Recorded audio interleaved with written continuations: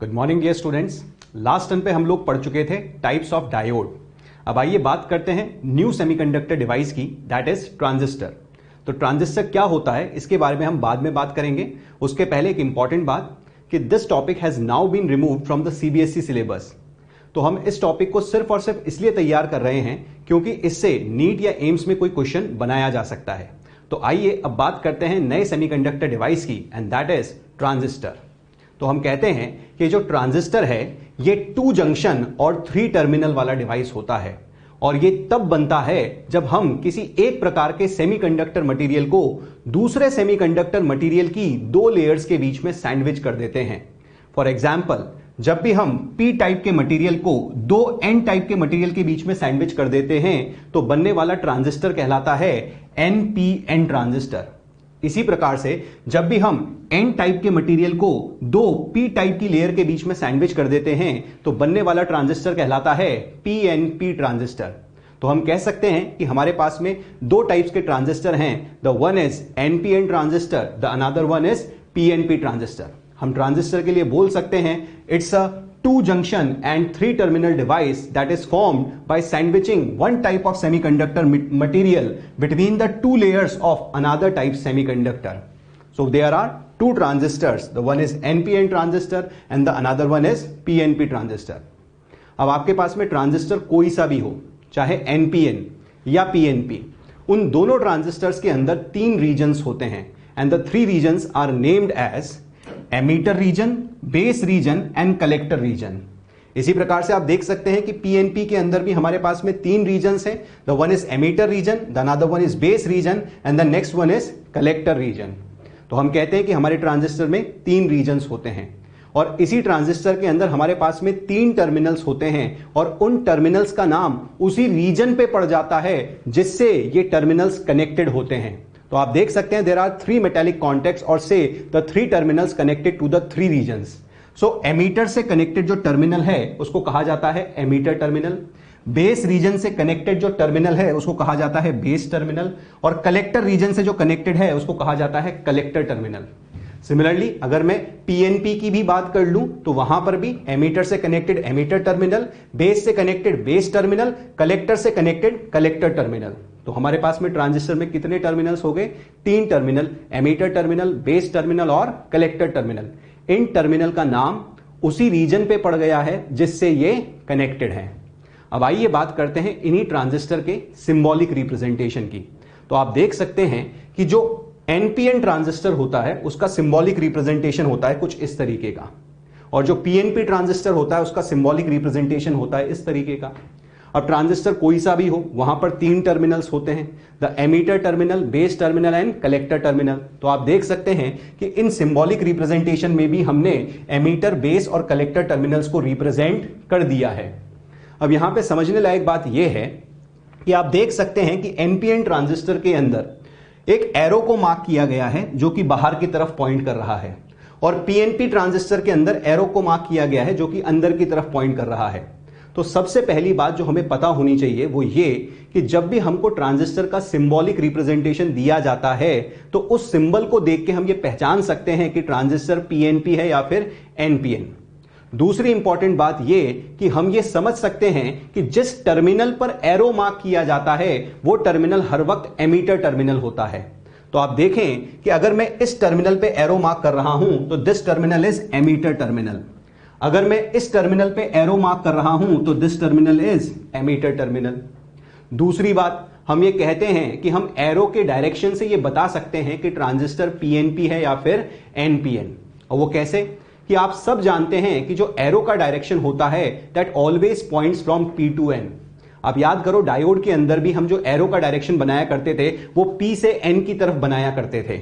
तो अगर हम एनपीएन ट्रांजिस्टर को बड़े ध्यान से देखें तो आप कह सकते हैं कि जो एरो का डायरेक्शन है वो P से N है। तो अगर ये P है तो ये N है, तो ये भी N है। तो हम कह सकते हैं कि ये हो गया NPN ट्रांजिस्टर। इसी प्रकार से अगर आप देखेंगे तो हम कह सकते हैं कि जो एरो का डायरेक्शन है वो P से N की तरफ होता है। तो अगर ये P है, ये N है, तो ये कौन हो गया? P। तो हम कह सकते हैं कि ये PNP ट्रांजिस्टर है। तो that is about the symbolic representation of the transistor. हमको याद रखना है कि एरो उस टर्मिनल पे लगाया जाता है जो कि एमीटर होता है, और एरो का डायरेक्शन हर वक्त हमको करंट की डायरेक्शन बताता है, और एरो का डायरेक्शन हर वक्त P से N की तरफ होता है। अब आइए बात करते हैं इन तीन रीजन्स एमीटर, बेस और कलेक्टर की। तो हम जब भी ट्रांजिस्टर को डिजाइन करते हैं तो इन तीन रीजन्स की डोपिंग कंसंट्रेशन और विड्थ कैसी रखी जानी चाहिए इसके बारे में डिस्कशन करते हैं। पर उसके पहले एक इंपॉर्टेंट बात, आप देख सकते हैं कि अगर आपके पास में कोई भी ट्रांजिस्टर हो, जैसे कि मैंने यहां पे आपको एक NPN ट्रांजिस्टर दिखाया है, तो उसके पास में तीन रीजन्स हैं, that is emitter region, base region और कलेक्टर रीजन। आप जानते हैं कि जो एमीटर है, इसके नाम से ही पता लग रहा है कि इसका काम है चार्ज कैरियर्स को एमिट करना। तो एमीटर चार्ज कैरियर्स को एमिट करने का काम करता है। सिमिलरली हम कह सकते हैं कि जो कलेक्टर है, इसके नाम से ही हमको पता लगता है कि ये चार्ज कैरियर्स को कलेक्ट करने का काम करता है। तो हम कहते हैं कि emitter emits the charge carriers in the crystal and collector collects the charge carriers emitted from the emitter. हमारा टारगेट है कलेक्टर पे ज्यादा से ज्यादा चार्ज कैरियर्स को कलेक्ट कराना। तो आइए अब डिस्कस करते हैं कि एमीटर, बेस और कलेक्टर रीजन की डोपिंग कंसंट्रेशन को कैसा रखा जाए। आपको यहां पर एक और बात समझ में आनी चाहिए कि हम इन तीनों रीजन्स की जो डोपिंग कंसंट्रेशन है और जो विड्थ है उनको अलग अलग रखते हैं। दैट सिंपली मींस अगर एक को मैक्सिमम रखते हैं तो दूसरे को मीडियम रखते हैं, तीसरे को मिनिमम रखते हैं। हम किसी भी दो रीजन्स की डोपिंग कंसंट्रेशन को सेम नहीं रखते हैं। तो सबसे पहले डिस्कस करते हैं about the doping concentration of the emitter region, और उसको समझने के लिए हम यहां पर बात करते हैं। तो लेट अस से कि हमारे पास में एक NPN ट्रांजिस्टर है, और आप जानते हैं कि एमीटर का काम होता है चार्ज कैरियर्स को एमिट करना। तो बताओ, अगर ये एमीटर रीजन है तो N रीजन के अंदर हमारे पास में होंगे इलेक्ट्रॉन्स। तो बताओ इस एमीटर का काम क्या होगा? चार्ज कैरियर्स को ज्यादा से ज्यादा एमिट करना। तो इस एमीटर का काम अगर चार्ज कैरियर्स को ज्यादा से ज्यादा एमिट करना है तो ये तभी तो चार्ज कैरियर्स को ज्यादा से ज्यादा एमिट कर पाएगा जब इसके पास में ज्यादा से ज्यादा चार्ज कैरियर्स होंगे, और इसके पास में ज्यादा से ज्यादा चार्ज कैरियर्स तब होंगे जब इसकी डोपिंग को रखा जाएगा मैक्सिमम। इसीलिए हम कहते हैं कि हम एमीटर की डोपिंग को रखते हैं मैक्सिमम। अब आइए बात करते हैं बेस की डोपिंग की। तो आप देखिए एमीटर क्या होंगे? एमीटर से चार्ज कैरियर्स यानी कि इलेक्ट्रॉन्स एमिट होंगे, वो बेस से होते हुए हमको कलेक्टर पर पहुंचाने हैं। हमारा टारगेट है कि कलेक्टर के पास में ज्यादा से ज्यादा चार्ज कैरियर्स पहुंचे। अब आप बड़े ध्यान से देखिए कि हमारे पास में था NPN ट्रांजिस्टर, और ये जो बेस रीजन है वो P टाइप का है। अगर बेस रीजन P टाइप का है तो बताओ P टाइप के पास में क्या होंगे? इलेक्ट्रॉन्स या होल्स? तो आप कहेंगे P टाइप के पास में होंगे होल्स। और खुद सोचिए कि अगर मैं इस बेस की डोपिंग को बहुत ज्यादा रख देता, अगर मैं इस बेस की डोपिंग को बहुत ज्यादा रख देता तो यहां पर होल्स की जो वैल्यू होती है, जो संख्या होती, ये बहुत ज्यादा होती। अपने पास में बहुत सारे नंबर ऑफ होल्स होते इस बेस के अंदर अगर मैं इसकी डोपिंग कंसंट्रेशन को बहुत हाई कर देता। तो अगर मैं इसकी डोपिंग कंसंट्रेशन को बहुत ज्यादा हाई कर दूंगा तो यहां से एमिट होने वाले जो इलेक्ट्रॉन्स होंगे वो जब बेस के अंदर मिलेंगे तो वो सारे के सारे रिकंबाइन कर जाएंगे, और हमारे पास में जो कलेक्टर के पास में चार्ज कैरियर्स पहुंचेंगे वो बहुत ही कम होगा। हमको कलेक्टर के पास में ज्यादा से ज्यादा चार्ज कैरियर्स को पहुंचाना था, और अगर हमको कलेक्टर के पास में ज्यादा से ज्यादा चार्ज कैरियर्स को पहुंचाना था तो हमारे पास में बेस के अंदर जो रिकॉम्बिनेशन हो रहा है वो कम से कम होना चाहिए था। और अगर हमको बेस के अंदर रिकॉम्बिनेशन कम से कम करना है तो ऐसा तो तभी हो सकता है जब बेस के अंदर होल्स हों कम से कम, और अगर बेस के अंदर होल्स कम से कम होने हैं तो ऐसा तभी हो सकता है जब बेस की डोपिंग हो कम से कम। यही कारण है कि हम बेस की डोपिंग को रखते हैं मिनिमम। आप जानते हैं कि हम तीनों रीजन्स की डोपिंग कंसंट्रेशन को अलग अलग रखते हैं, एक मैक्सिमम एक मिनिमम। तो हम कहते हैं कि कलेक्टर की डोपिंग इज मीडियम। अब आइए बात करते हैं हम इसके विड्थ की। तो हम सबसे पहले बात करते हैं कलेक्टर की विड्थ की। तो बताइए, कलेक्टर का काम है ज्यादा से ज्यादा चार्ज कैरियर्स को कलेक्ट करना, ज्यादा से ज्यादा चार्ज कैरियर्स को अकोमोडेट करना। ये उन चार्ज कैरियर्स को अकोमोडेट करना चाहता है जो कि एमीटर से एमिट होके कलेक्टर में पहुंचे हैं। तो एक छोटी सी बात बताइए कि कलेक्टर की विड्थ को मैक्सिमम रखना चाहिए ना, तब जाके ही तो एमीटर से निकले हुए सारे चार्ज कैरियर्स आसानी से कलेक्टर के अंदर अकोमोडेट हो जाएंगे। यही कारण है कि हम कलेक्टर की विड्थ को रखते हैं मैक्सिमम। नेक्स्ट बात आती है विड्थ ऑफ द बेस की। तो एक छोटी सी बात बताइए, क्या हमको बेस के अंदर कम से कम रिकॉम्बिनेशन कराना था? हमको बेस के अंदर कम से कम रिकॉम्बिनेशन इसलिए कराना था ताकि कलेक्टर के पास में ज्यादा से ज्यादा चार्ज कैरियर्स अकोमोडेट हो पाए, कलेक्ट हो पाए। तो बताइए, अगर बेस के अंदर कम से कम रिकॉम्बिनेशन कराना है तो ऐसा तभी पॉसिबल है जब यहां से एमिट हुआ इलेक्ट्रॉन कम से कम समय इस बेस के अंदर बिताए, और ऐसा तभी हो सकता है ना जब बेस की विड्थ हो मिनिमम। तो अगर हम बेस की विड्थ को रखेंगे मिनिमम तो यहां से निकलने वाला इलेक्ट्रॉन कम से कम समय इस बेस में बिताएगा और आसानी से कलेक्टर पर पहुंच जाएगा। इसीलिए हम बेस की विड्थ को रखते हैं मिनिमम। तो बताइए, आप समझ ही चुके हैं कि हम विड्थ को भी अलग अलग रखते हैं, और अगर हम इन तीनों रीजन्स की विड्थ को अलग अलग रखते हैं तो हम कहते हैं कि कलेक्टर को रखते हैं मैक्सिमम, बेस को रखते हैं मिनिमम और एमिटर को रखते हैं medium. So that is about the doping concentration and width of the transistor regions. अब आइए बात करते हैं कि क्योंकि हमारे पास में जो ट्रांजिस्टर है इसके पास में 3 रीजन्स होते हैं, एमीटर, बेस और कलेक्टर। तो आप देख सकते हैं कि इन 3 रीजन्स के बीच में हमारे पास में 2 पीएन जंक्शंस आते हैं। आप देख सकते हैं कि एक जंक्शन तो हमको यहां पर मिल रहा है और एक जंक्शन हमको यहां पर मिल रहा है। आप जानते ही हैं, हम ऐसा कह चुके हैं कि ट्रांजिस्टर 2 जंक्शन वाला डिवाइस है और इसके पास में 3 टर्मिनल होते हैं। तो हम 3 टर्मिनल्स तो जान चुके हैं, एमीटर, बेस और कलेक्टर। अब आइए बात करते हैं इसके 2 जंक्शंस की। तो आप देख सकते हैं कि हमारे पास में 2 जंक्शंस हैं। एक जंक्शन है एमीटर और बेस के बीच में और दूसरा जंक्शन है बेस और कलेक्टर के बीच में। इसीलिए हम कहते हैं कि ट्रांजिस्टर के पास में 2 जंक्शंस हैं और उन 2 जंक्शंस का नाम उन्हीं 2 रीजन्स पे पड़ जाता है जिनके बीच में ये होते हैं।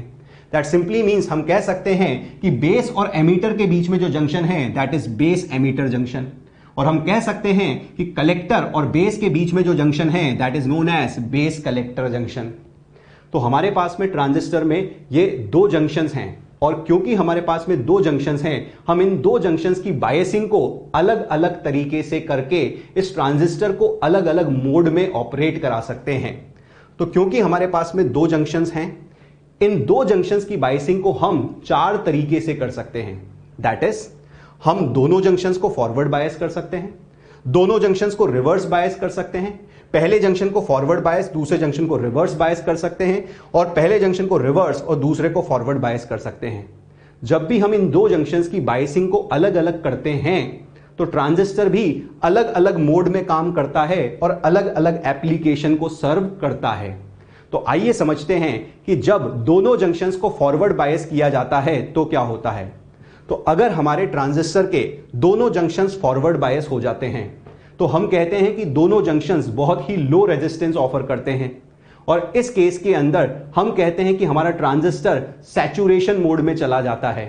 और जब ट्रांजिस्टर सैचुरेशन मोड में होता है तो हम कहते हैं कि transistor works like a close switch. ये कैसे बिहेव करता है? एक क्लोज स्विच की तरह बिहेव करता है।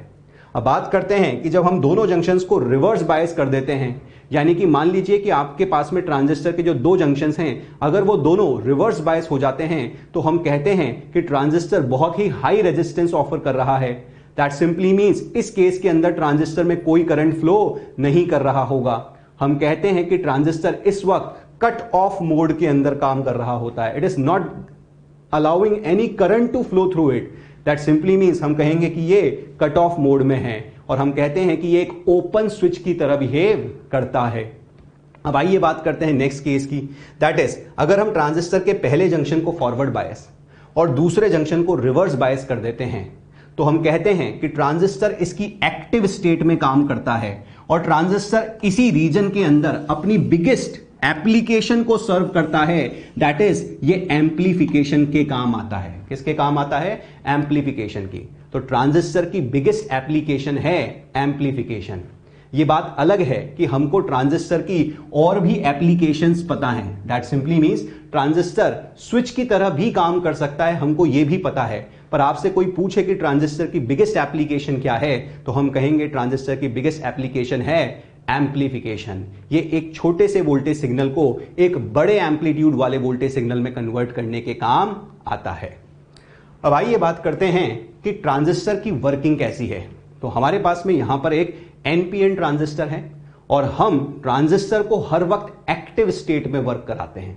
ट्रांजिस्टर को कहां पे वर्क कराते हैं? Active state. और आप जानते हैं कि ट्रांजिस्टर की एक्टिव स्टेट तब होती है जब पहला वाला जंक्शन फॉरवर्ड बायस और दूसरा वाला जंक्शन रिवर्स बायस होता है। तो आप देख सकते हैं कि हमारे पास में यहां पर एक NPN ट्रांजिस्टर है और इस NPN ट्रांजिस्टर को हमको एक्टिव स्टेट में मेंटेन करना है और एक्टिव स्टेट में मेंटेन करने के लिए हम पहले वाले जंक्शन को फॉरवर्ड बायस करते हैं और दूसरे वाले जंक्शन को रिवर्स बायस। तो बताइए पहले वाले जंक्शन का जो नाम था वो था बेस एमीटर जंक्शन। तो आप देख लीजिए आपके पास में ये रहा बेस, ये रहा एमीटर और ये रहा जंक्शन। हम इस पहले वाले जंक्शन को क्या करते हैं? Forward bias. और इसको फॉरवर्ड बायस करने के लिए हम क्या करते हैं कि एमीटर साइड को यानी कि N साइड को लोअर पोटेंशियल से और P साइड को हायर पोटेंशियल से कनेक्ट कर देते हैं। अगर आप P को हाई पोटेंशियल, N को लो पोटेंशियल से कनेक्ट करेंगे तो पहला वाला जंक्शन क्या हो जाएगा? Forward bias. अब हमें क्या करना था? दूसरे वाले जंक्शन को करना था रिवर्स बायस। और अगर हमको दूसरे वाले जंक्शन को रिवर्स बायस करना है तो हम P वाली साइड को लो पोटेंशियल से कनेक्ट कर देते हैं और N वाली साइड को हाई पोटेंशियल से कनेक्ट कर देते हैं। और ऐसा करने की वजह से हमारा दूसरा वाला जंक्शन हो जाता है रिवर्स बायस। यहां पर एक और बात नोटिस करने लायक है, वो ये क्योंकि पहला वाला जंक्शन फॉरवर्ड बायस है, यहां पर डिप्लीशन रीजन की विड्थ कैसी है? कम। और क्योंकि दूसरा वाला जंक्शन रिवर्स बायस है, यहां पर डिप्लीशन रीजन की विड्थ कैसी आएगी? ज्यादा। अब हमें वर्किंग ऑफ ट्रांजिस्टर में यह समझना है कि किस तरह से चार्ज कैरियर्स एमीटर से एमिट होते हैं, फिर बेस से होते हुए कलेक्टर में कलेक्ट होते हैं। हमको सिर्फ और सिर्फ यह सीखना है कि किस तरह से चार्ज कैरियर्स इस क्रिस्टल में मूव करते हैं और किस तरह से हमको इस क्रिस्टल के अंदर एक इलेक्ट्रिक करंट मिलता है। तो आइए बात करते हैं वर्किंग की। तो सबसे पहली बात आप देखेंगे कि हमने एमीटर साइड से जो बैटरी कनेक्ट की है उसका नाम दे दिया है VEE और जो हमने कलेक्टर साइड से बैटरी कनेक्ट की है उसका नाम दे दिया है हमने VCC। और आप जानते हैं कि हमारा पहला वाला जंक्शन कैसा है? फॉरवर्ड बायस। तो क्योंकि हमारा पहला वाला जंक्शन फॉरवर्ड बायस है, आप कहते हैं कि क्योंकि पहला जंक्शन फॉरवर्ड बायस है और डिप्लीशन रीजन की विड्थ कम है, इसीलिए जो मेजॉरिटी चार्ज कैरियर्स होते हैं वो एक रीजन से दूसरे रीजन की तरफ डिफ्यूज करना स्टार्ट करते हैं। आप ध्यान से सुनिए, मैंने एक वर्ड यूज किया डिफ्यूजन, क्योंकि हम सब जानते हैं कि जब भी जंक्शन फॉरवर्ड बायस होता है तो जो प्रोसेस चल रहा होता है that is diffusion of the majority charge carriers. तो बताइए क्योंकि डिप्लीशन रीजन की जो विड्थ है वो कम है और पहला वाला जंक्शन फॉरवर्ड बायस है, तो जो मेजॉरिटी चार्ज कैरियर्स है वो एक रीजन से दूसरे रीजन की तरफ डिफ्यूज करना स्टार्ट करते हैं। इन अदर वर्ड्स हम कहते हैं कि जो negative terminal of the battery VEE है ये इन इलेक्ट्रॉन्स को पुश करती है फ्रॉम एमीटर टू बेस, यानी ये डिफ्यूज करते हैं from this N region, from emitter region to this P region that is the base region. यह बात बिल्कुल सही है कि जिस तरह से इलेक्ट्रॉन्स N से P में जा रहे हैं उसी तरीके से यहां के होल्स भी P से N की तरफ डिफ्यूज हो रहे होंगे। पर आप खुद जानते हैं कि जो बेस है उसको लाइटली डोप्ड और थिन रखा जाता है, इसलिए यहां पे बनने वाले चार्ज कैरियर्स बहुत ही कम होते हैं। इसलिए जो हमारा डिस्कशन है हम मेनली इलेक्ट्रॉन के टर्म्स में कर रहे होंगे। हम क्योंकि NPN ट्रांजिस्टर डिस्कस कर रहे हैं तो NPN ट्रांजिस्टर में जो चार्ज कैरियर्स एमिटर से एमिट हो रहे होंगे वो इलेक्ट्रॉन्स होंगे, इसलिए हमारा सारा का सारा डिस्कशन मेनली इलेक्ट्रॉन्स पे ही कॉन्सेंट्रेटेड होगा। तो हम कहते हैं कि negative terminal of the battery इन इलेक्ट्रॉन्स को डिफ्यूज कराती है from emitter region to base region, क्योंकि जो बेस रीजन होता है वो लाइटली डोप्ड और थिन होता है। प्रैक्टिकली ऐसा ऑब्जर्व किया जाता है कि सिर्फ 2 to 5% of the charge carriers that are emitted from the emitter recombines in the base. जितने भी चार्ज कैरियर्स यहां से एमिट हुए हैं उनमें से सिर्फ और सिर्फ 2 से 5% चार्ज कैरियर्स बेस में आके रिकंबाइन कर जाते हैं। ये जितने भी चार्ज कैरियर्स बेस में आके रिकंबाइन कर जाते हैं उनकी वजह से हमको बेस रीजन में एक करंट मिलता है and that current is IB।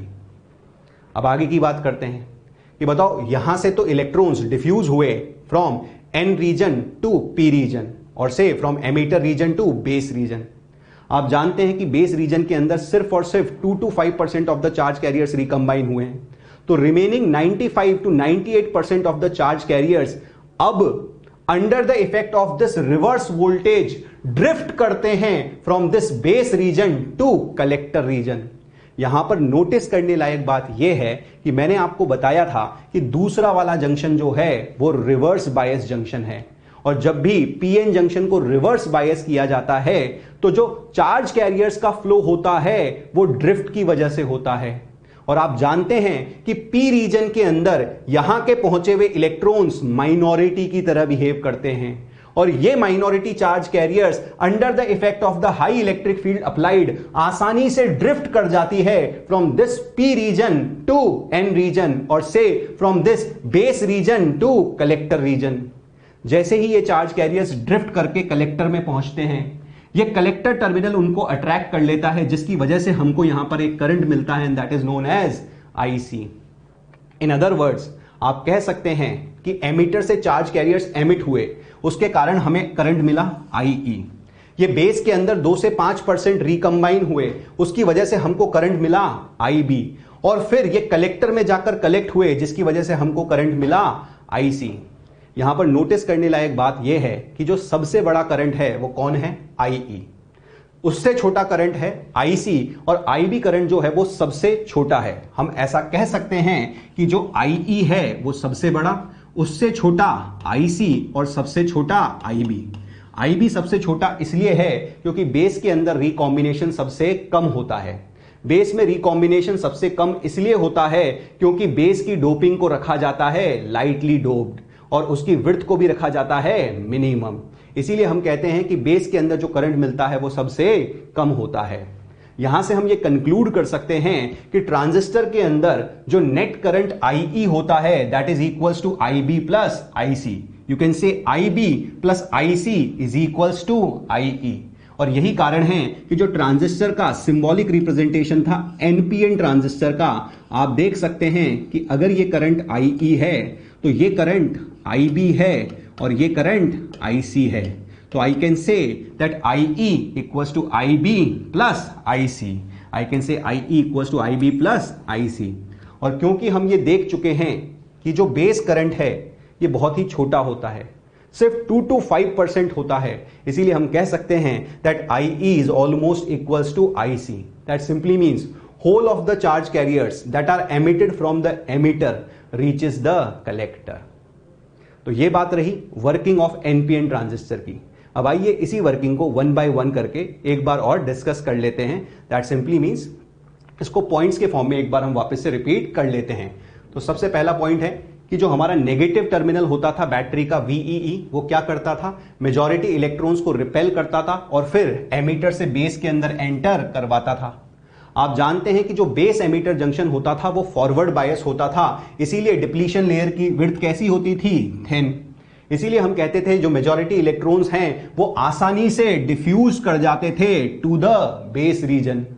अब आप जानते हैं कि जो बेस रीजन होता है वो थिन और लाइटली डोप्ड होता है, इसीलिए हम कहते हैं कि प्रैक्टिकली यहां पर सिर्फ 2 to 5% of the charge carriers recombine होते हैं, और जितने चार्ज कैरियर्स रिकंबाइन होते हैं उनकी वजह से हमको एक करंट मिलता है and that is equals to IB.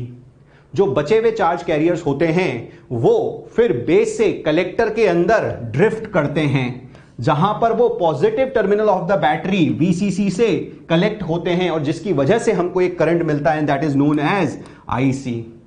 जितने भी चार्ज कैरियर्स एमीटर से निकले हैं उनकी वजह से हमको एक करंट मिलता है that is emitter current IE.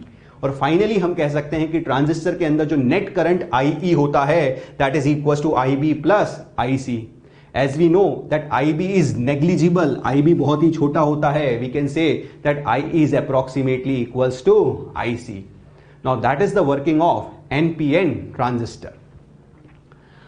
अब आइए बात करते हैं types of configuration of a transistor की।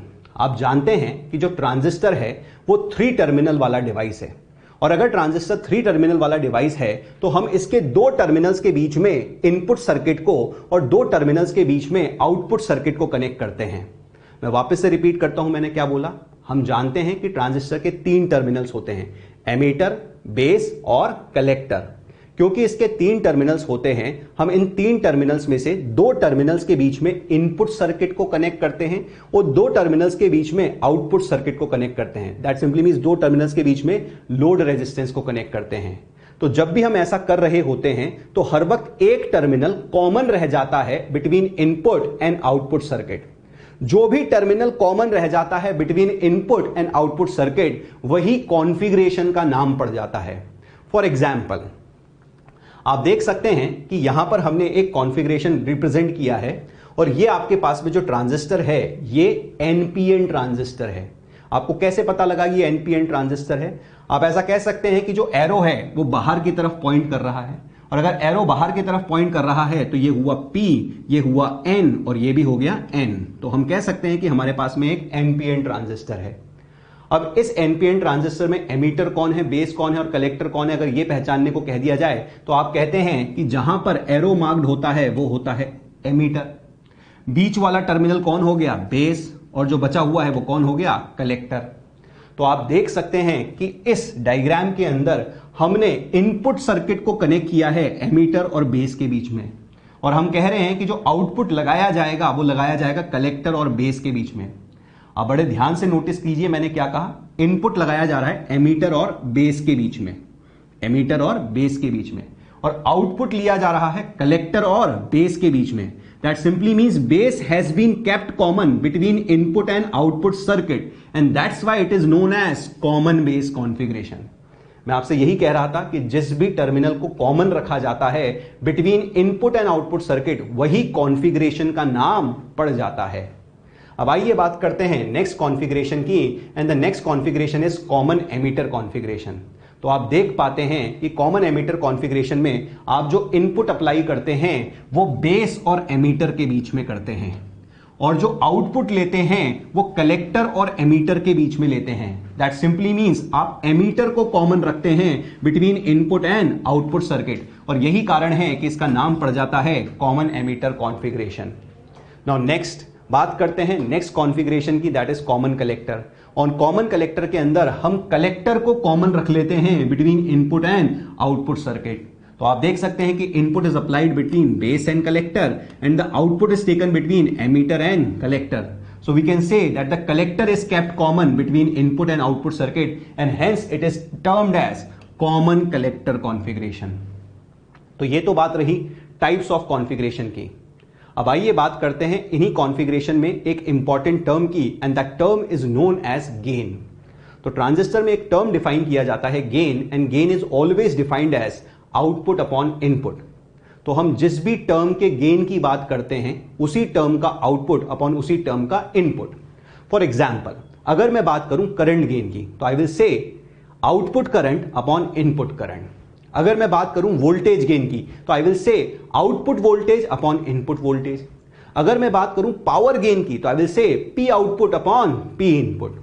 तो हम सबसे पहले डिस्कस करने जा रहे हैं करंट गेन, और आप सब लोग जानते हैं क्योंकि हमारे पास में अब 3 अलग अलग कॉन्फ़िगरेशंस हैं, और इन अलग अलग कॉन्फ़िगरेशंस में इनपुट और आउटपुट टर्मिनल्स भी अलग अलग हैं, इसीलिए इन ट्रांजिस्टर के जो करंट गेन्स निकल के आते हैं वो भी अलग अलग निकल के आते हैं।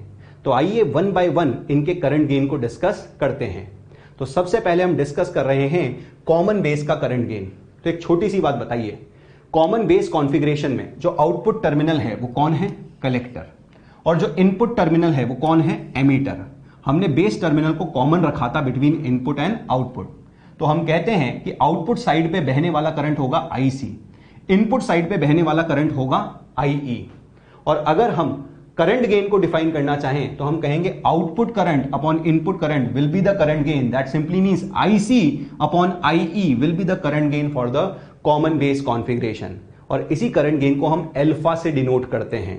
तो वी से that IC upon IE is the current gain for common base, and that is denoted by alpha. Next बात करते हैं कॉमन एमीटर की।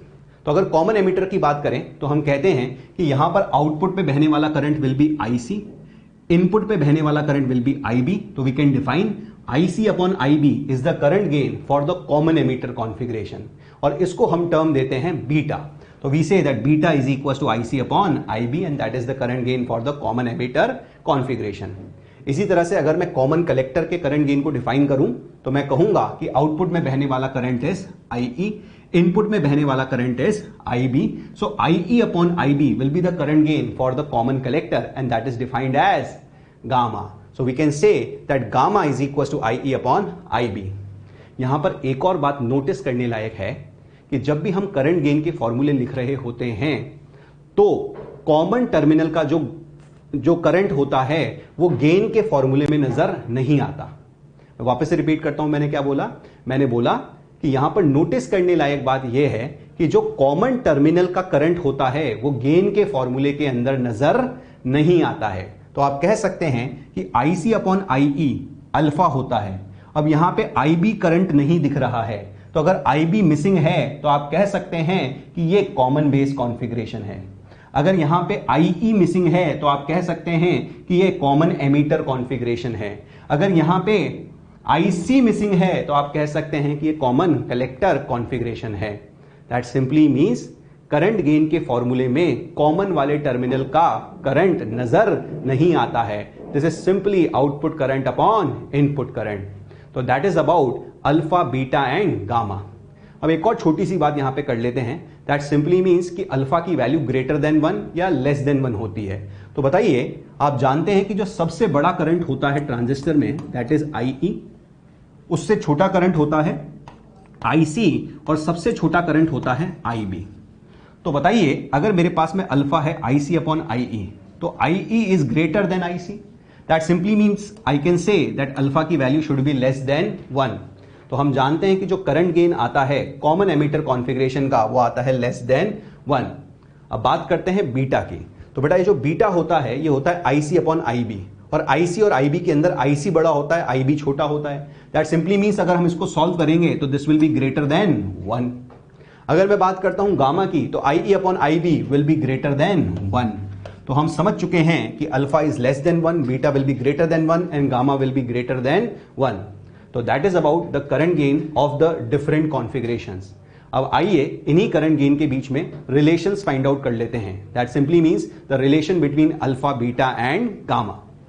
तो आप देख सकते हैं कि हमारे पास में एक स्टैंडर्ड इक्वेशन है फॉर अ ट्रांजिस्टर जो कि हर वक्त सही होती है। That is I E equals to I B plus I C.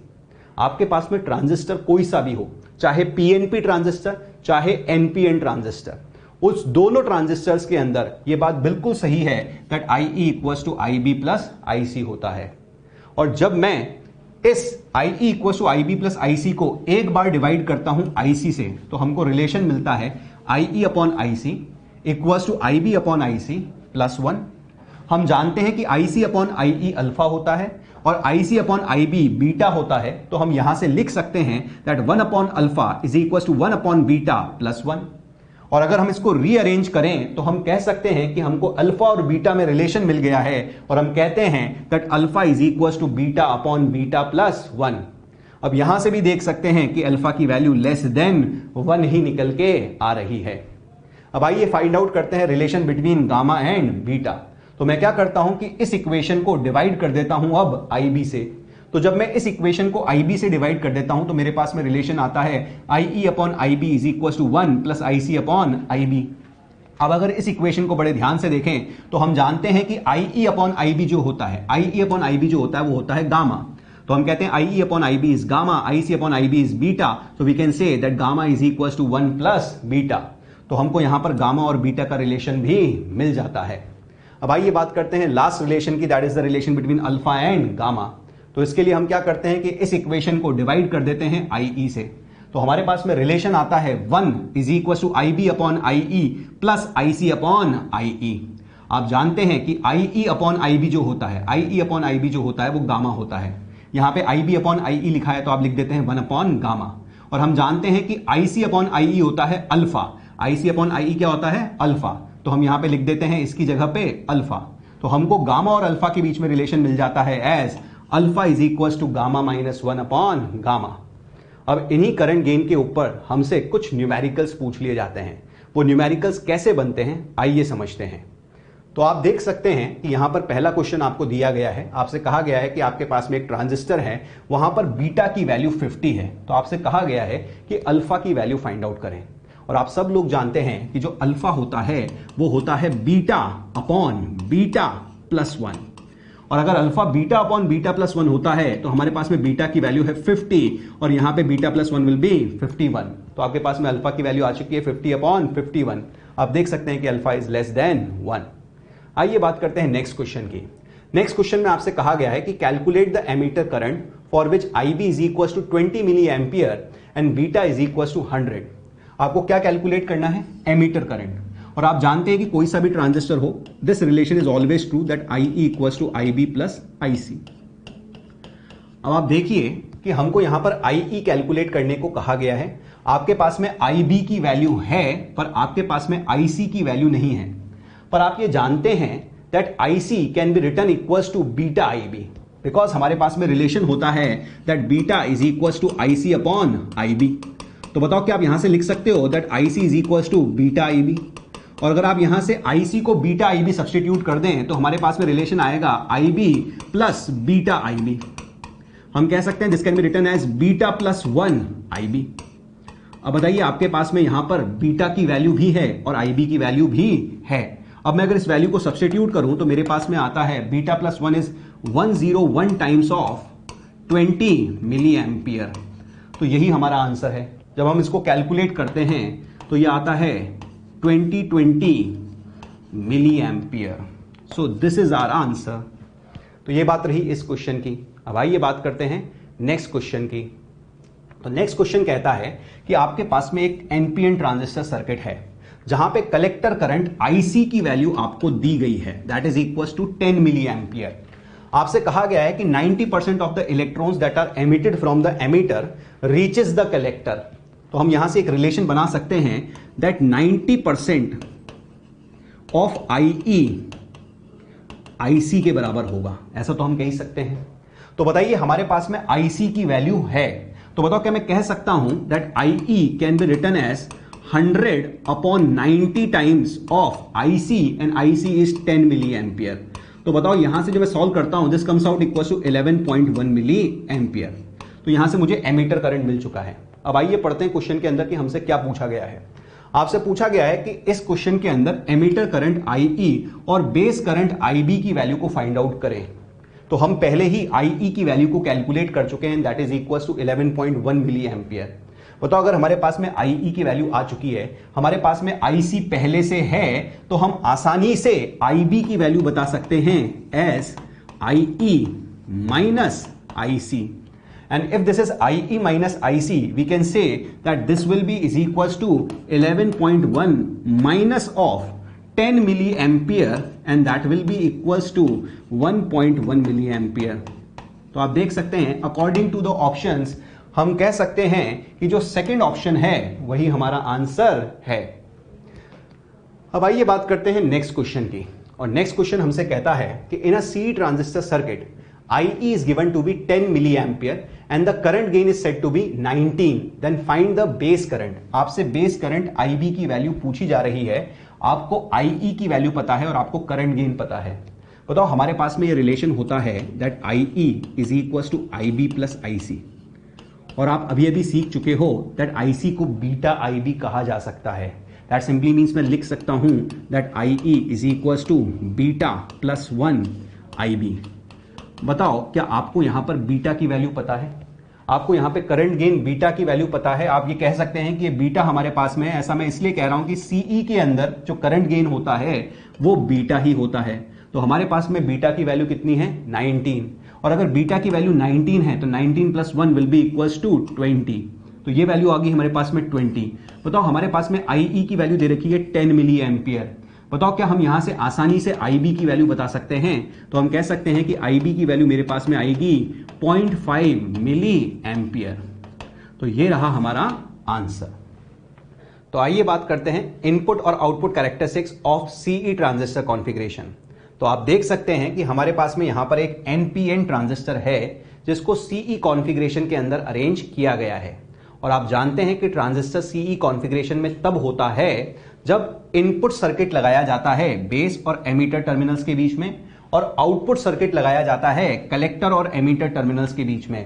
That simply means you have kept emitter common between input and output circuit. That simply means हम कह सकते हैं कि ये CE कॉन्फ़िगरेशन है। अब हम इस CE कॉन्फ़िगरेशन को एक्टिव स्टेट में वर्क कराना चाहते हैं, और अगर हम इसको एक्टिव स्टेट में वर्क कराना चाहते हैं तो हमको पहला वाला जंक्शन करना पड़ेगा फॉरवर्ड बायस और दूसरा वाला जंक्शन करना पड़ेगा रिवर्स बायस। तो आप जानते हैं कि जो ट्रांजिस्टर का पहला जंक्शन होता है वो होता है बेस एमिटर जंक्शन, और जो दूसरा जंक्शन होता है वो होता है कलेक्टर बेस जंक्शन। तो हम पहले वाले जंक्शन यानी कि बेस एमिटर जंक्शन को सबसे पहले फॉरवर्ड बायस करते हैं। तो आप देख सकते हैं कि आपके पास में ये बेस है और ये एमिटर है, और आप ये भी जानते हैं कि ये एक एनपीएन ट्रांजिस्टर है। ये कैसा ट्रांजिस्टर है? एनपीएन। और अगर आप पहले वाले जंक्शन बेस एमिटर जंक्शन को फॉरवर्ड बायस करना चाहते हैं तो आप पी साइड को positive terminal of the battery से और एन साइड को negative terminal of the battery से कनेक्ट कर देते हैं। तो आपका पहला वाला जंक्शन तो हो जाता है forward bias. Now to maintain the active state आपको दूसरे वाले जंक्शन को क्या करना था? Reverse bias. और दूसरे वाले जंक्शन का नाम है कलेक्टर बेस जंक्शन।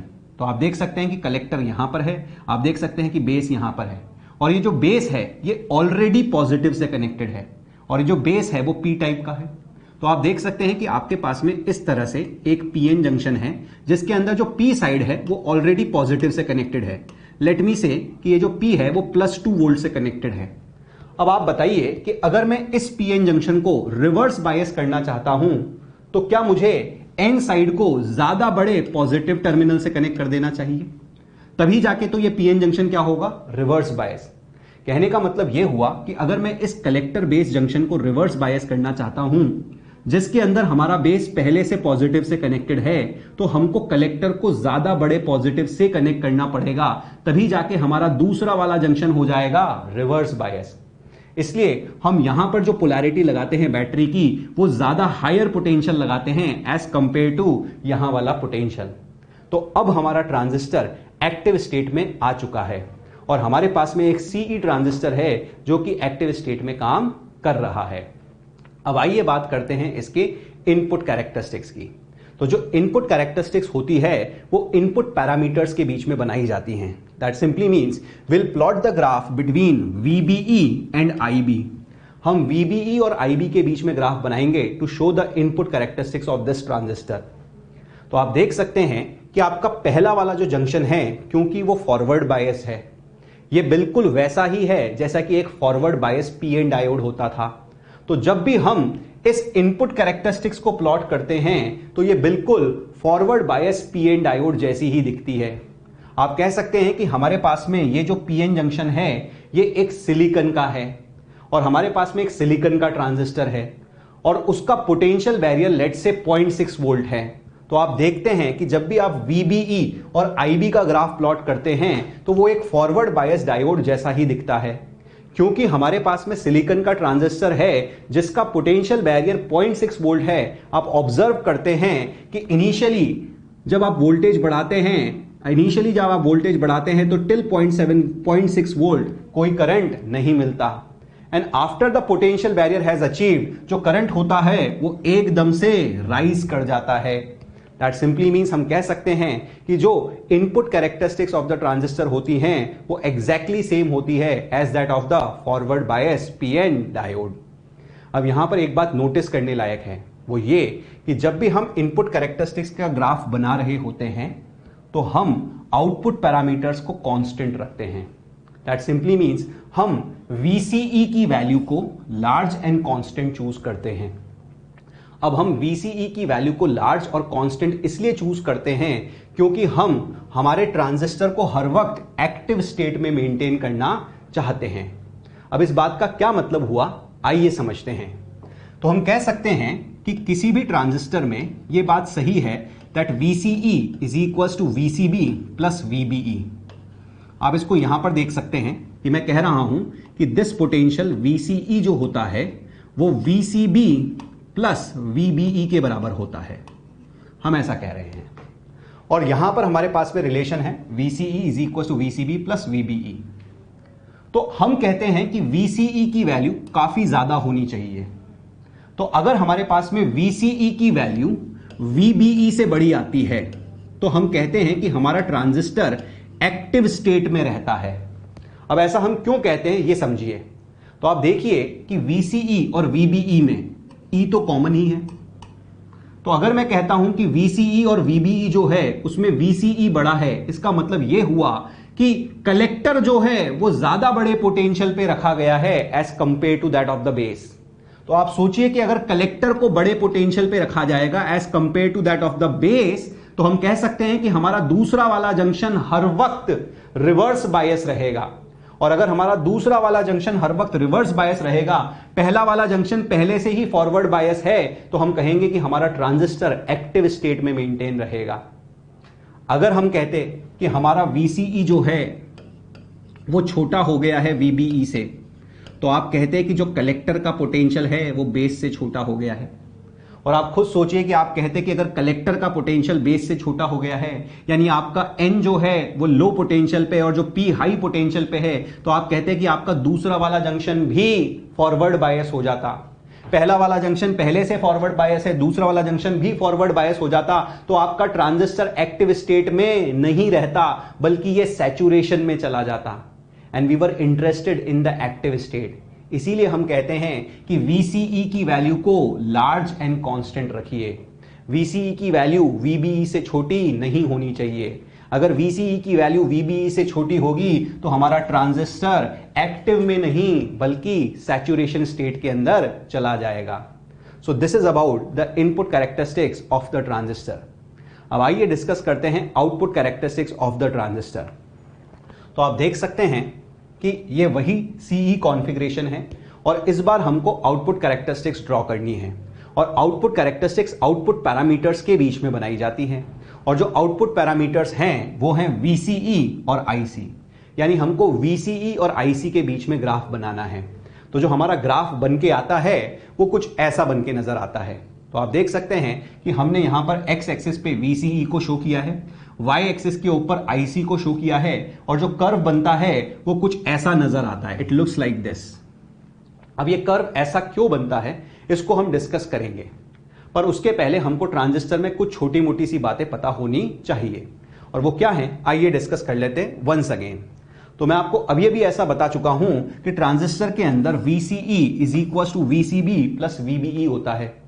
और हम कहते हैं कि अगर VCE की वैल्यू VBE से कम होती है, अगर कलेक्टर का पोटेंशियल बेस के पोटेंशियल से छोटा होगा, तो आपका जो ट्रांजिस्टर है वो एक्टिव स्टेट में नहीं बल्कि सैचुरेशन स्टेट में होगा। और हम कहते हैं कि अगर कलेक्टर का पोटेंशियल बेस के पोटेंशियल से बड़ा होता है तो आपका दूसरा वाला जंक्शन रिवर्स बायस रहता है, पहला वाला जंक्शन तो फॉरवर्ड बायस था ही सही, इसीलिए आपका ट्रांजिस्टर एक्टिव स्टेट में मेंटेन रहता है। तो हम समझते हैं कि ये जो शेप मिलता है हमको इस VI कैरेक्टरिस्टिक्स का, ऐसा क्यों मिलता है। तो सबसे पहले हम बात करते हैं कि जब हम कहते हैं कि VCE की वैल्यू बहुत छोटी होती है, लेट मी से कि VCE की वैल्यू 0 है। आप देख सकते हैं कि जब VCE की वैल्यू छोटी होगी तो आप कह सकते हैं कि VCE की वैल्यू जब तक VBE से छोटी थी, लेट मी से कि यहां पे जो वैल्यू मिल रही है दैट इज 0.6 वोल्ट या 0.7 volt for the silicon transistor. तो जब मैं इससे कम वोल्टेज का डिस्कशन कर रहा हूं, जब मैं कह रहा हूं कि VCE की वैल्यू VBE से छोटी है, तो हमारा ट्रांजिस्टर कहां पे चल रहा होगा, सैचुरेशन के अंदर। तो आप देख सकते हैं कि जब ट्रांजिस्टर सैचुरेशन में होगा तो दोनों जंक्शंस कैसे होंगे, फॉरवर्ड बायस। और अगर दोनों जंक्शंस फॉरवर्ड बायस होंगे तो हम कहते हैं कि ट्रांजिस्टर लो रेजिस्टेंस ऑफर कर रहा होता है। और आप जानते हैं कि इस I और V कर्व के अंदर हम जानते हैं दैट रेजिस्टेंस जो होता है वो 1 स्लोप होता है। तो आप देखिए अगर मैं इस कर्व के अंदर बात करूं तो O से लेके A तक अगर मैं एक टेंजेंट ड्रॉ करता हूं तो इस टेंजेंट का जो स्लोप निकल के आता है वो ज्यादा निकल के आता है। तो जब इसका स्लोप ज्यादा निकल के आता है तो हम कहते हैं कि जो resistance offered by the transistor है वो कम है। और ऐसा इसलिए है क्योंकि हमारा ट्रांजिस्टर अभी सैचुरेशन स्टेट के अंदर है। अब जब हम VCE की वैल्यू को बढ़ाते हैं, कितनी बढ़ाते हैं, जब VCE की वैल्यू VBE से बड़ी हो जाती है, जब हम इस तरफ की ओर जा रहे होते हैं, तो आप कहते हैं कि आपका ट्रांजिस्टर का दूसरा वाला जंक्शन रिवर्स बायस हो जाता है और आपका ट्रांजिस्टर एक्टिव स्टेट में होता है। ऐसा कब होता है, जब VCE की वैल्यू ग्रेटर देन VBE होती है। तो जब आपका दूसरा वाला जंक्शन रिवर्स बायस हो जाता है तो आप कहते हैं कि जो ट्रांजिस्टर है अब सैचुरेशन के रेस्पेक्ट में ज्यादा रेजिस्टेंस ऑफर करने लग गया है। यही कारण है कि हम कहते हैं कि इस पॉइंट के बाद में जो स्लोप होता है वो डिक्रीज कर जाता है। आप खुद सोचिए कि अगर स्लोप डिक्रीज कर जाएगा तो जो रेजिस्टेंस है वो इंक्रीज कर जाएगा। So that is about the VI characteristics of the output side. That simply means the output characteristics of the CE transistor. हम यहां से समझ पाए हैं कि ये जो ग्राफ है ये इस तरह का नजर क्यों आता है। अब यहां पर एक और बात नोटिस करने लायक क्या है ये समझते हैं। वो ये कि जब भी हम यहां पर ये ग्राफ बना रहे थे तो आप देखिए कि यहां पर हमारे पास में IB जो है उसको हम कांस्टेंट चूज करते थे। जब भी हम VCE और IC का ग्राफ बनाते थे तो we keep the value of IB to be constant. तो हमारे पास में IB की कोई फिक्स वैल्यू थी, उस IB के कॉरस्पॉन्डिंग हमको यहां पर IC मिल जाता था। तो लेट मी से कि मेरे पास में IB 1 था तो उसके कॉरस्पॉन्डिंग मुझे यहां पर क्या मिल गया, IC1।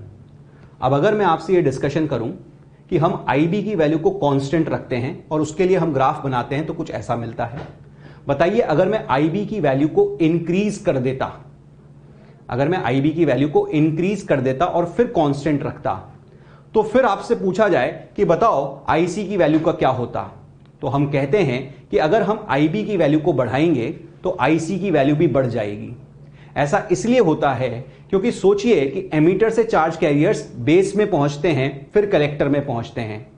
आप बेस को लाइटली डोप्ड और थिन बना चुके हैं, आप बेस को ऐसा बना चुके हैं जहां पर कम रिकॉम्बिनेशन हो, that simply means 2 to 5% of the recombination हो।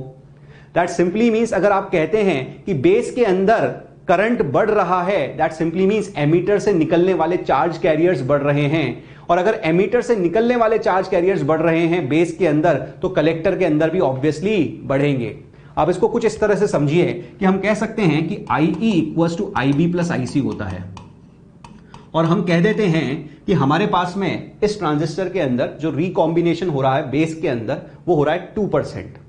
तो बताइए अगर मैं कहूं कि यहां से हमारे पास में 100 इलेक्ट्रॉन निकले NPN ट्रांजिस्टर में, तो बताओ रिकॉम्बिनेशन हुआ तो बेस करंट जो मिला वो हमको 2 इलेक्ट्रॉन की वजह से मिला। तो बताओ जो 98 इलेक्ट्रॉन हैं वो कहां पर गए, कलेक्टर के अंदर। अब मैं क्या करता हूं कि IB की वैल्यू को बढ़ा रहा हूं, ऐसा कहता हूं। अब अगर IB की वैल्यू बढ़ रही है इसका मतलब यह होता है कि आपके पास में जो IE है उसकी वैल्यू भी बढ़ रही है। इन अदर वर्ड्स आप इसको इस तरह से समझिए कि अगर मैं कह दूं कि यहां से 200 इलेक्ट्रॉन निकल रहे होते तो बताइए इन 200 इलेक्ट्रॉन का 2% इस बेस के अंदर रिकंबाइन हो रहा होता, और अगर इस 200 का 2% बेस में रिकंबाइन हो रहा होता तो बताओ बेस में कितने इलेक्ट्रॉन जा रहे होते, 4 इलेक्ट्रॉन। तो बताइए कलेक्टर में कितने जा रहे होते, 196 इलेक्ट्रॉन। तो आप बताइए क्या अभी IB की वैल्यू बढ़ चुकी है। बताओ अगर IB बढ़ा है तो IC का क्या हुआ है, IC भी तो बढ़ा है।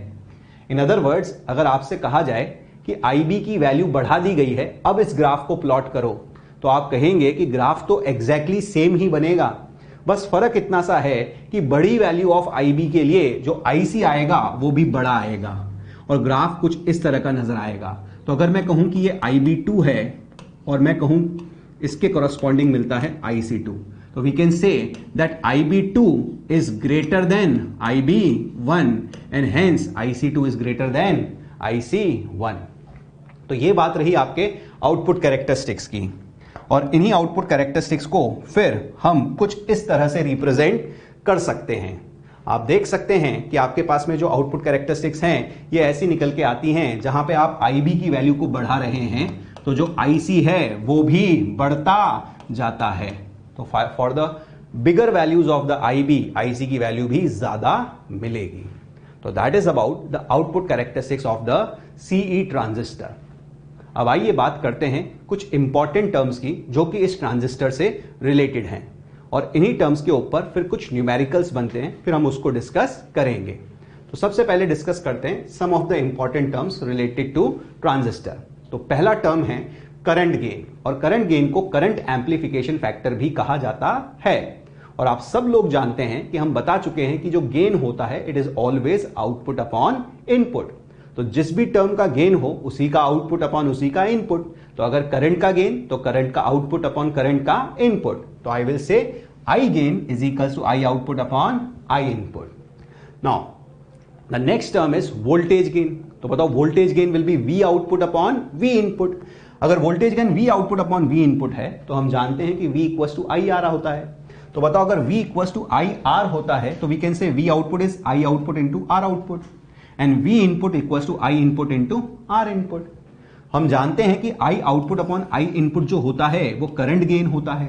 तो तो हम यहां पे करंट गेन सब्स्टिट्यूट कर देते हैं और R output upon R input को हम रेजिस्टेंस गेन बोल देते हैं। तो हम कह सकते हैं कि जो वोल्टेज गेन होता है वो current gain into resistance gain लिखा जा सकता है। बिल्कुल इसी तरीके से हम डिस्कस कर सकते हैं पावर गेन। तो हम कहते हैं कि जो पावर गेन होता है वो होता है P output upon P input.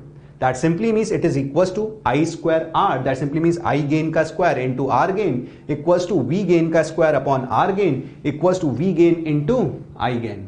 So this is all about the current gain, voltage gain and power gain. अब आइए डिस्कस करते हैं next term and the next term is transconductance.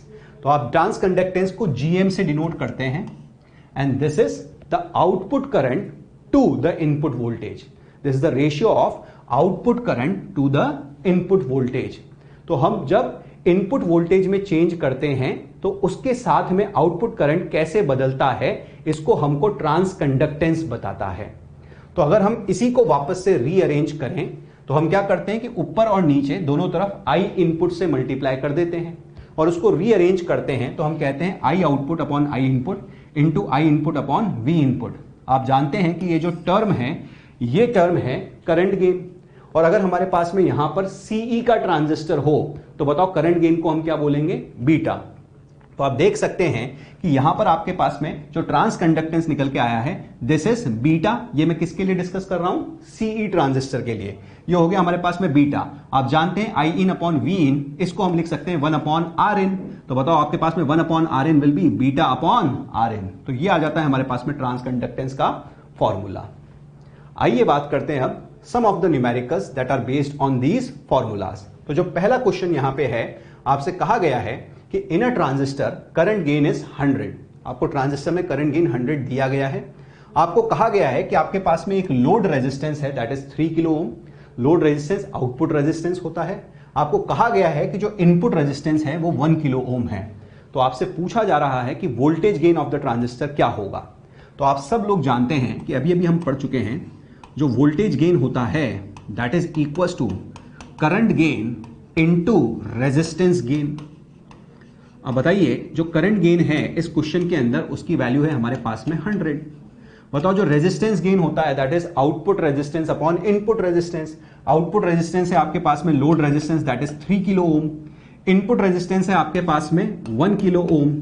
तो बताइए आपके पास में जो वोल्टेज गेन की वैल्यू निकल के आती है that comes out equals to 300। तो अकॉर्डिंग टू द ऑप्शंस हम कह सकते हैं कि फोर्थ ऑप्शन हमारा आंसर है। अब आइए बात करते हैं नेक्स्ट क्वेश्चन की। तो नेक्स्ट क्वेश्चन आपसे कहता है कि आपके पास में एक कॉमन एमीटर एम्पलीफायर है। अगर कॉमन एमीटर एम्पलीफायर है उसके अंदर आपको बोला गया है कि जो वोल्टेज गेन है वो है 50। आपसे कहा गया है कि इनपुट इंपेडेंस आपको पता है, that simply means input resistance आपको पता है, आपको आउटपुट इंपेडेंस भी पता है दैट इज इक्वल टू 200 ओम। आपसे पूछा गया है कि power gain of N amplifier क्या होगा। तो बताइए हम जानते हैं कि जो पावर गेन होता है that can be written in terms of voltage gain and impedance gain as voltage gain का स्क्वायर अपॉन रेजिस्टेंस गेन। अब यहां पे इंपेडेंस गेन दिया गया है तो मैं यहां पे इंपेडेंस गेन डिस्कस कर लेता हूं। यहां पे output impedance upon input impedance को डिस्कस कर लेते हैं। तो बताओ वोल्टेज गेन का स्क्वायर अपॉन इंपेडेंस गेन, तो हम कह सकते हैं कि जो वोल्टेज गेन था वो तो 50 था, तो दैट विल बी 50 का स्क्वायर। बताओ इंपेडेंस गेन क्या होगा, output impedance upon input impedance, that will be is equals to 200 upon 100। That simply means इसको सॉल्व करोगे तो आ जाएगा 2। बताओ this will be equals to 2500 divided by 2। तो आप सॉल्व करते हो तो this comes out equals to 1250। So the answer is 1250 and according to the options हम कह सकते हैं कि फोर्थ ऑप्शन सही आंसर है। अब आइए बात करते हैं नेक्स्ट क्वेश्चन की, और जो नेक्स्ट क्वेश्चन है वो ट्रांस कंडक्टेंस पे बेस्ड है। तो देखो क्वेश्चन के अंदर क्या क्या वैल्यूज हमको दी गई है। आपसे कहा गया है कि आपके पास में एक सबसे पहले एक पीएनपी ट्रांजिस्टर है जो कि कॉमन एमीटर मोड के अंदर काम कर रहा है। हमारे पास में एक सीई ट्रांजिस्टर है, उस सीई ट्रांजिस्टर के अंदर आपको आईसी दिया गया है। बताओ अगर आपके पास में सीई ट्रांजिस्टर होगा तो जो आईसी होता है वो आउटपुट करंट होता है और जो आईबी होता है वो इनपुट करंट होता है। तो आपको आउटपुट करंट और इनपुट करंट बता दिया गया है। आपको यह भी बताया गया है कि जो आरबी है वो 500 ओम है। तो आप ध्यान से सोचिए कि सीई ट्रांजिस्टर में जो आरबी होता था वो इनपुट रेजिस्टेंस होता था। तो अगर हमको पूछा गया है कि ट्रांस कंडक्टेंस की वैल्यू बताइए, तो आप जानते हैं कि ट्रांस कंडक्टेंस जो होता है that is beta upon input resistance, और जो बीटा होता है वो होता है output current upon input current. बताओ सीई कॉन्फ़िगरेशन के अंदर output current upon input current will B IC upon IB, और जो इनपुट रेजिस्टेंस है वो हमारे पास में यहां पे आरबी दिया गया है। अब अगर इन वैल्यूज को हम सब्स्टिट्यूट कर दें तो हमारा आसानी से आंसर आ जाएगा। तो आइए सबसे पहले सब्स्टिट्यूट करते हैं आईसी की value, that is equals to 2 milli ampere. फिर आईबी की value that is equals to 5 micro ampere divided by RB की value that is equals to 500। तो जब हम इसको सॉल्व करते हैं तो this comes out equals to 0.8। जब आप इसको सॉल्व करेंगे तो 0.8 निकल के आता है। So that is our answer. According to options हमारा फर्स्ट ऑप्शन सही आंसर है। आइए बात करते हैं हम नेक्स्ट क्वेश्चन की। तो नेक्स्ट क्वेश्चन में भी आपको एक सीई एम्पलीफायर दिया गया है जहां पे आपको वोल्टेज गेन जी दिया गया है। इस बार वोल्टेज गेन को बता दिया गया है जी। आपसे कहा गया कि एक ट्रांजिस्टर को यूज किया जाता है जिसका ट्रांस कंडक्टेंस है 0.03 mho and the current gain is 25 if the above transistor is replaced with another one with the trans conductance of 0.02 mho and the current gain 20 then the voltage gain will be। आपसे पूछा गया है कि दूसरे वाले case के अंदर जो वोल्टेज गेन होगा ट्रांजिस्टर का वो क्या होगा। तो सबसे पहले तो ये समझते हैं कि हमारे पास में वोल्टेज गेन और ट्रांस कंडक्टेंस का क्या रिलेशन होता है। तो आइए बात करते हैं वोल्टेज गेन की। तो बताइए जो वोल्टेज गेन होता है that is equal to V output upon V input. अब एक और बात बताइए, क्या वी आउटपुट को हम लिख सकते हैं I output into R output upon V input. अब अगर यहां पे हम बड़े ध्यान से देखें तो ये जो output current upon input voltage होता है यही तो ट्रांस कंडक्टेंस होता है। तो अगर हम यहां से रिलेशन बनाना चाहें तो हम कह सकते हैं जो वोल्टेज गेन होता है वो directly proportional to transconductance gm ही तो होता है। अब इस क्वेश्चन के अंदर हमको वोल्टेज गेन जी से डिनोट किया है, तो हम कह सकते हैं कि पहले वाले केस के अंदर जो हमारा पहला वाला ट्रांजिस्टर था वहां पे वोल्टेज गेन जी है, तो that G will be directly proportional to 0.03। फिर हमने इस ट्रांजिस्टर को रिप्लेस कर दिया दूसरे ट्रांजिस्टर से जिसका ट्रांस कंडक्टेंस था 0.02। आपको उसका वोल्टेज गेन बताना है, तो लेट मी से कि जो दूसरा वाला ट्रांजिस्टर है उसका वोल्टेज गेन जी डैश है। तो हम कह सकते हैं कि जो उसकी वैल्यू है ट्रांस कंडक्टेंस की that is directly proportional to 0.02। अब अगर मैं इन दोनों इक्वेशंस को डिवाइड कर देता हूं तो मैं कह सकता हूं that G dash upon G can be said equals to 2/3। That simply means मैं कह सकता हूं that G dash comes equals to 2/3 times of G. तो हमारे पास में जो आंसर आया है that is according to the options second वाला ऑप्शन हमारा सही आंसर है।